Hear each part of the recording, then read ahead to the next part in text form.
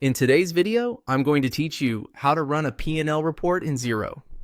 A profit and loss report, sometimes called an income statement, shows your business's income, expenses, and profit over a selected period.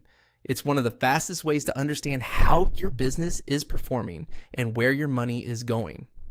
Let's walk through the exact clicks, and along the way, I'll explain what each choice means so you can get a clear, useful report every time. From your Xero dashboard, start by opening the reporting area.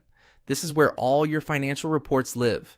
Next, head into All Reports.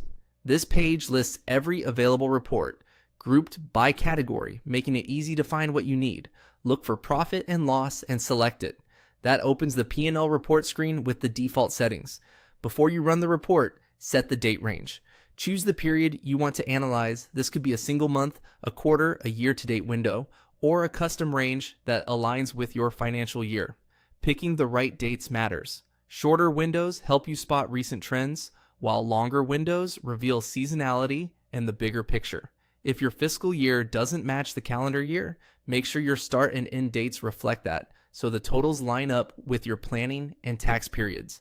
Now use the Compare With option to add context. You can compare your selected period with 1, 2, 3, or 4 prior months.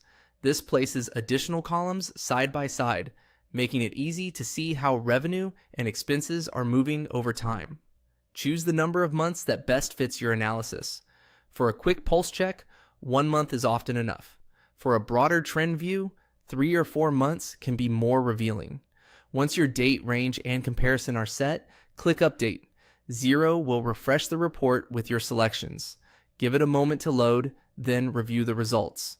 Start at the top with income, move through cost of sales to see gross profit, and then scan your operating expenses by category.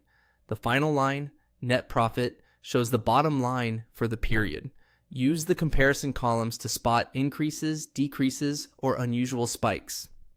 If something looks off, first double check that the date range is correct and that your latest transactions are entered and reconciled. Small timing differences can change a period's totals.